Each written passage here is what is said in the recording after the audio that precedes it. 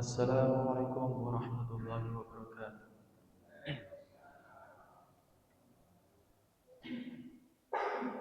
Innal hamdalillah nahmaduhu wa nasta'inuhu wa nastaghfiruh wa na'udzu billahi min shururi anfusina wa min sayyiati a'malina. May yahdihillahu fala mudilla lahu wa may yudlilhu fala hadiya lahu. Asyhadu an la ilaha illallah wahdahu la syarika lahu wa asyhadu anna Muhammadan 'abduhu wa rasuluh. La nabiyya wa la rasula ba'da. Allahumma salli wa sallim ala nabiyyina wa habibina wa syafi'ina wa maulana Muhammad wa ala alihi wa sahbihi wa man tabi'ahum bi ihsan ila yaumiddin. Amma ba'd.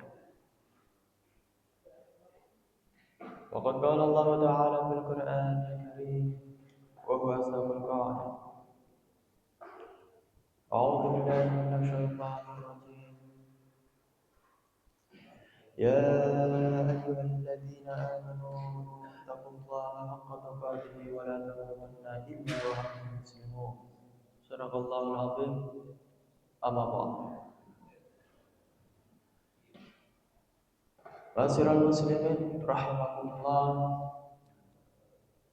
Pada kesempatan pagi hari ini, marilah kita senantiasa bersyukur kepada Allah Subhanahu wa taala yang alhamdulillah telah mencurah limpahkan nikmat kepada kita sehingga pada kesempatan hari ini kita dapat berkumpul ngaji bersama, bersilaturahmi dalam keadaan sehat walafiat. Salawat serta salam marilah kita curah limpahkan kepada junjungan kita Nabi Agung Muhammad sallallahu alaihi wasallam yang kita nantikan syafaatnya yaumul qiyamah. Mudah-mudahan kita sebagai umatnya kelak mendapatkan syafaat dari beliau. Amin amin ya rabbal alamin. Ma'asyiral muslimin rahimakumullah. Kemarin kita bareng-bareng membahas tentang peristiwa yang dimana peristiwa tersebut telah masyhur yang menimpa kepada Nabi kita Nabi Muhammad Sallallahu Alaihi Wasallam, di mana pada saat beliau kecil terjadi pembedahan dada oleh malaikat Jibril, di mana hati Rasulullah Sallallahu Alaihi Wasallam dibersihkan dari sifat-sifat kotor, dibersihkan dari setan-setan, sehingga Nabi ataupun Rasul maksum atau terjaga dari perbuatan salah, terjaga dari perbuatan dosa. Berbeda dengan kita itu senantiasa berbuat salah, kadang berbuat dosa, berbuat maksiat. Tapi untuk Nabi, utusan Allah, mereka dimaksumkan, dibersihkan dari segala sesuatu, baik itu perbuatan yang buruk maupun dosa-dosa. Setelah Rasulullah SAW dibedah, maka ibu susuannya yaitu Siti Halimah merasa khawatir karena dalam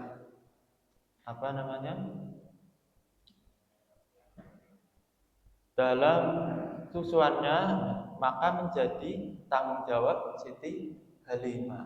Maka takut hal itu terjadi lagi, maka Muhammad kecil dikembalikan kepada ibundanya yaitu Siti Aminah. Suatu kabar gembira bagi Siti Aminah, di sisi lain suatu kabar yang membuat sedih Siti Halimah, di mana dalam merawat Nabi, keluarga Siti Halimah mendapatkan beberapa kelebihan, keberkahan ketika merawat Nabi. Tapi pada saat itu dengan berat hati mengembalikan Nabi Muhammad kepada ibundanya. Siti Aminah gembira dengan kepulangan Nabi Muhammad Shallallahu Alaihi Wasallam. Hari demi hari beliau isi dengan atau bersama Rasulullah Shallallahu Alaihi Wasallam. Setelah sekian lama berpisah, akhirnya bisa berjumpa lagi. Setiap kali melihat wajah Nabi Muhammad, maka Siti Aminah teringat kepada suaminya, yaitu Abdullah. Maka pada suatu hari setelah kepulangan Nabi Muhammad, beliau Siti Aminah beserta kakek Nabi Abdul Muthalib dan satu pembantu setia Siti Aminah, mereka berkunjung ke Yasrib atau di Madinah, berziarah ke makam ayahanda Rasulullah Shallallahu Alaihi Wasallam.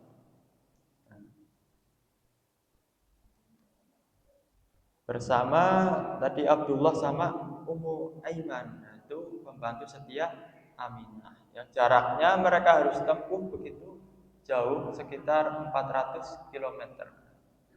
Namun mereka atau Siti Aminah tidak peduli akan jauhnya karena sudah rindu dengan ayahanda Rasulullah Shallallahu Alaihi Wasallam, walaupun beliau sudah dimakamkan.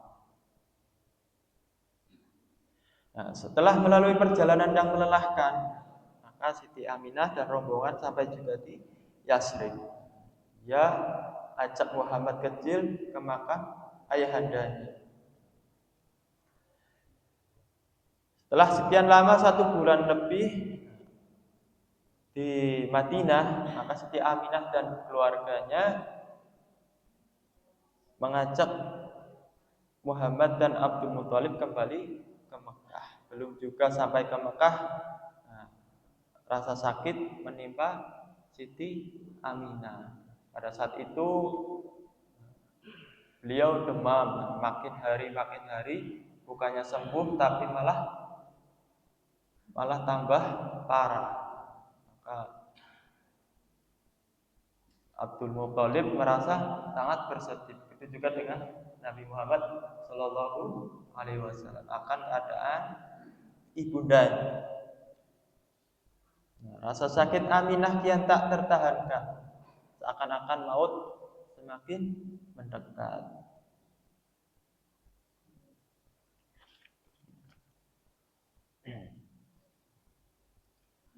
Mereka tak berdaya menghalangi tugas malaikat maut yang hendak mengambil nyawa Siti Aminah, hingga akhirnya Siti Aminah wafat di Abwa, sebuah daerah antara Mekah dan Madinah. Jadi sunnahnya ya, atau kebiasaan orang-orang Islam ketika meninggal itu, maka mereka yang meninggal dimakamkan di tempat ia meninggal. Contoh tadi ayahanda Rasulullah SAW Abdullah meninggal di Yasrib di Madinah, maka beliau dimakamkan di Madinah. Setelah itu Siti Aminah meninggal di antara Mekah dan Madinah di Abwa, maka beliau dimakamkan di Abwa. Ini menjadi kebiasaan, menjadi sunnah Rasulullah Shallallahu Alaihi Wasallam. Begitu juga banyak ulama-ulama Indonesia, seperti contoh Kiai Haji Maimun Zubair, beliau berangkat haji pada tahun 2019, ternyata di sana beliau wafat dan akhirnya dikuburkan di pemakaman Ma'wa di Mekah atau dekat Masjidil Haram. Jadi sunnahnya itu orang yang meninggal di suatu tempat maka dimakamkan di tempat tersebut. Kecuali satu, mungkin beliau ataupun orang yang meninggal dulunya berwasiat ingin dimakamkan di tempat yang ia inginkan. Misal berwasiat untuk dikuburkan di tempat lain dapat dipenuhi jika wasiatnya tidak bertentangan dengan syariat Islam. Kemudian yang kedua, keadaan mendesak. Contoh dalam perjalanan tidak mungkin berhenti di suatu daerah, kebetulan ada yang meninggal, bukan waktunya atau tempatnya terdesak. Jadi boleh untuk dikuburkan di kampungnya atau di tempat tinggalnya. Alasan utama kenapa orang yang meninggal itu hendaknya dikuburkan di tempat ia meninggal, di antaranya yang pertama untuk menghormati jenazah. Menguburkan jenazah di tempat kematiannya adalah bentuk penghormatan terakhir yang menjaga martabat almarhum. Kemudian yang kedua, kepatuhan agama.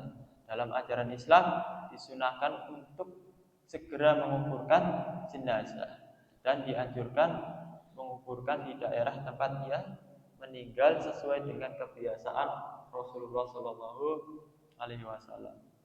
Kemudian yang ketiga, untuk menjaga jenazah, memindahkan jenazah terlalu lama ataupun terlalu jauh itu kemungkinan beresiko, di antaranya merubah fisik dari jenazah tersebut, seperti bau ataupun sudah mulai membusuk sehingga mengganggu orang-orang di dekatnya. Kemudian yang keempat, mempermudah keluarga. Menguburkan jenazah di tempat kematiannya dapat meringankan beban psikologis keluarga dan mempermudah untuk berziarah di kemudian hari. Itu alasan utama kenapa orang yang meninggal hendaknya dikuburkan di tempat atau daerah dia meninggal. Kecuali tadi ada wasiat, kemudian ada suatu keadaan yang mendesak.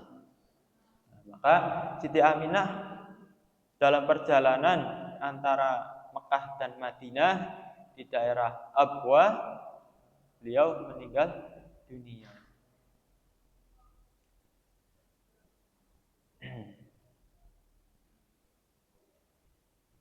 Jasad Aminah dimakamkan di Abwa. Abdul Muthalib dan Muhammad masih terlihat sangat sedih. Terutama Rasulullah sudah ditinggalkan ayahnya, sekarang ditinggalkan ibunya. Kemudian Rasulullah di bawah asuhan sang kakek Abdul Muthalib. Muhammad kecil kini diasuh oleh kakeknya Abdul Muthalib di Mekah. Jadi Nabi menjadi yatim piatu. Bahkan ada riwayat mengatakan bahwa Nabi itu bapaknya anak-anak yatim. Karena beliau juga termasuk anak yatim. Rasulullah pernah bersabda, "Ana wa kafilul yatim bil jannati hakadza." Jadi aku dan orang yang menyantuni anak yatim kedudukannya di surga seperti ini. Jadi beliau sambil menunjuk dua jari. Jadi aku dan orang-orang yang menyantuni anak yatim di surga seperti ini. Jadi berdekatan. Jadi begitu begitu dahsyatnya keutamaan bagi orang-orang yang menyantuni anak yatim, di mana akan dekat dengan Rasulullah Shallallahu Alaihi Wasallam.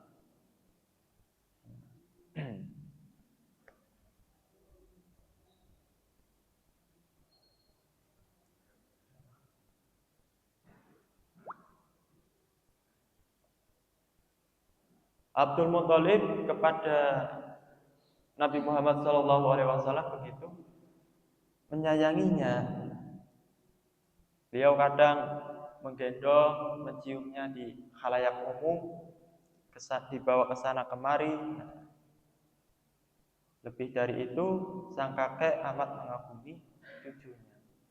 Pernah suatu hari Muhammad menduduki singgasana yang disediakan kaum Quraisy untuk Abdul Muthalib. Jadi ada tempat khusus singgasana kursi yang disediakan oleh kaum Quraisy khusus untuk Abdul Muthalib sebagai pimpinan atau atasan dari kaum Quraisy. Tapi yang namanya anak kecil ya, Nabi Muhammad pada saat itu bermain-main di singgasana, lari sana kemari, bahkan duduk di singgasana, di mana tidak ada anak-anak ataupun orang yang berani untuk menduduki singgasana tersebut.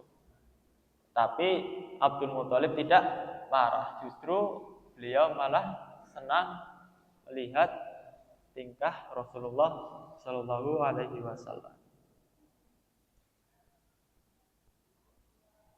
Sedangkan orang-orang di sekitar beliau yang melihat tingkah Rasulullah sangat geram, bahkan hendak memarahi Rasulullah Shallallahu Alaihi Wasallam.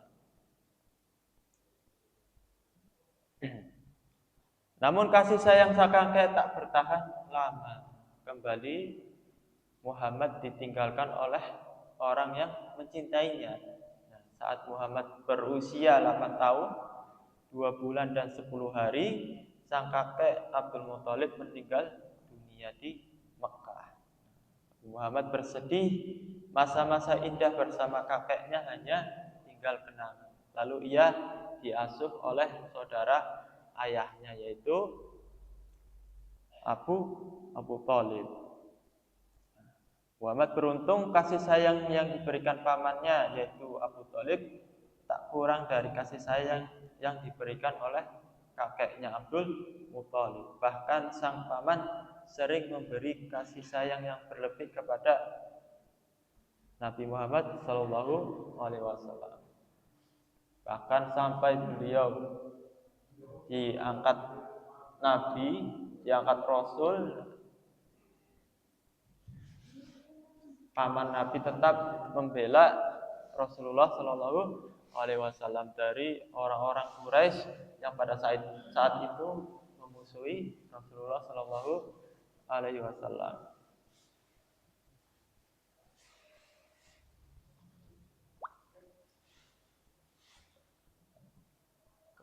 Kemudian pada suatu hari di Mekah terjadi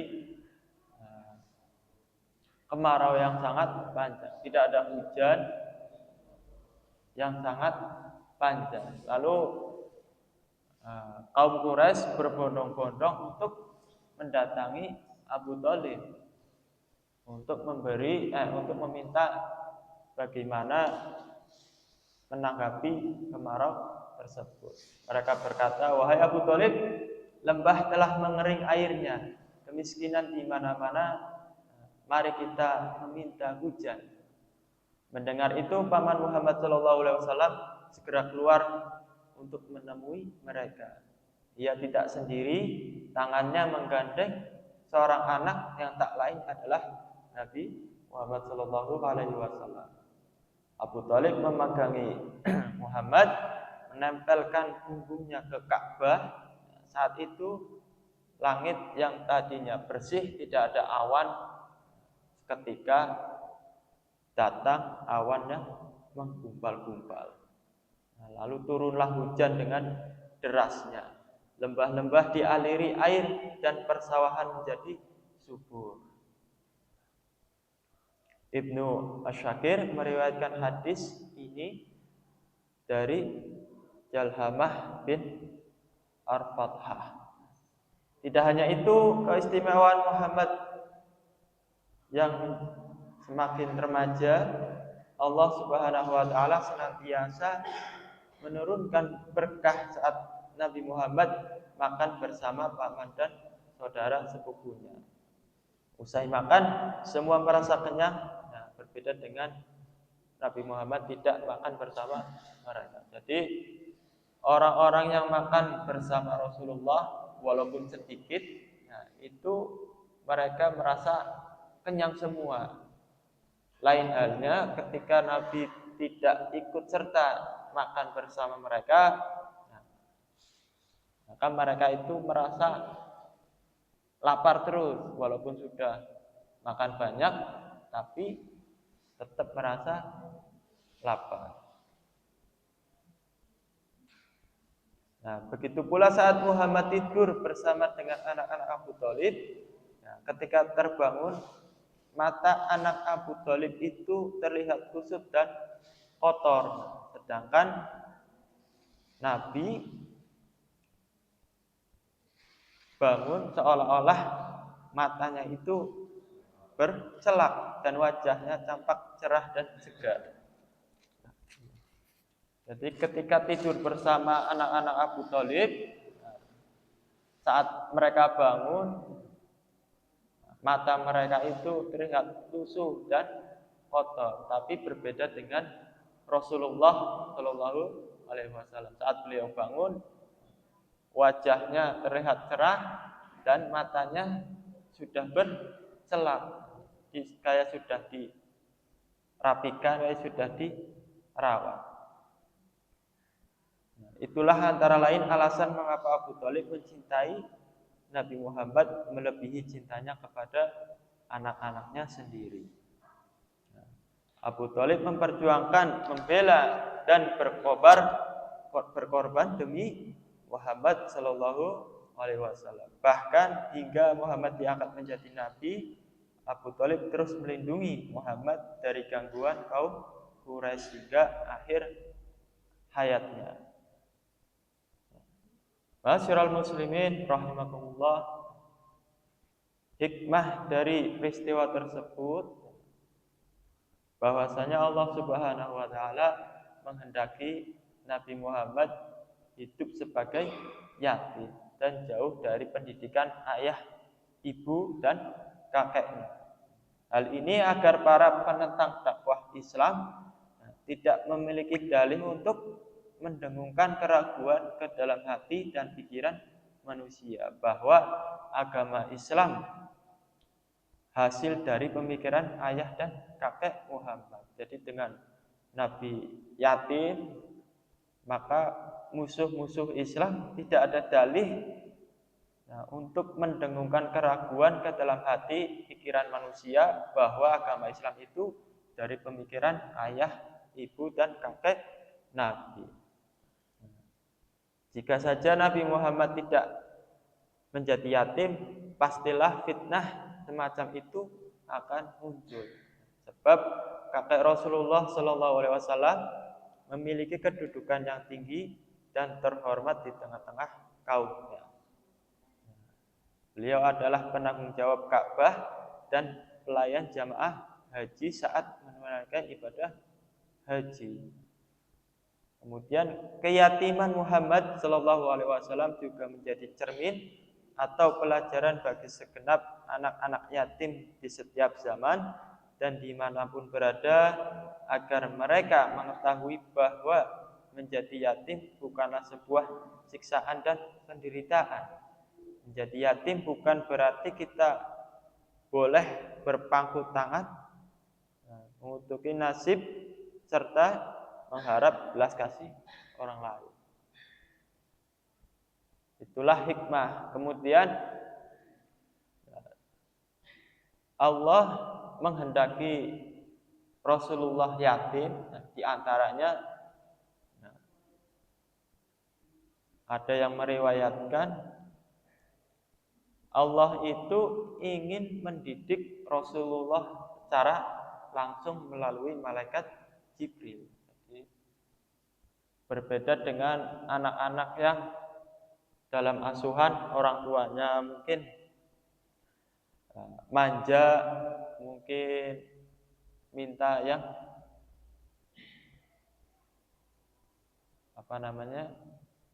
segala sesuatu minta kepada orang tua.